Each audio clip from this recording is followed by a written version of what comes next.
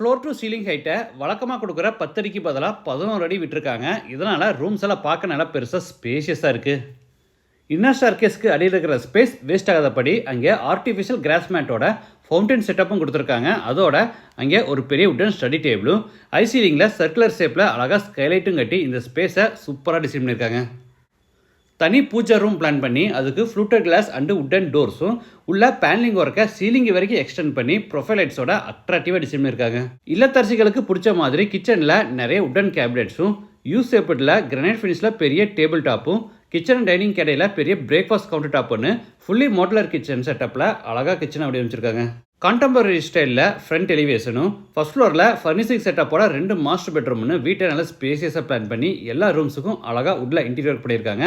அதோட first quality materials மட்டும் use பண்ணி வீட்டை நல்லா குவாலிட்டியாகவும் கட்டியிருக்காங்க. பிகேபி பில்டர்ஸ் இவங்க தான் கோயம்புத்தூர் கீரநத்தமில் கிளைண்ட்டுக்கு கட்டி கொடுத்துருக்காங்க. நீங்களும் இந்த மாதிரி கோயம்புத்தூர் அண்டு சரௌண்டிங் டிஸ்ட்ரிக்டில் லக்ஸரியஸாக குவாலிட்டியாக ஹவுஸ் கன்ஸ்ட்ரக்ட் பண்ணணும்னா பிகேபி பில்டர்ஸை கான்டாக்ட் பண்ணுங்கள். இவங்க ஃபோன் நம்பர் வீடியோவில் கொடுத்துருக்கேன்.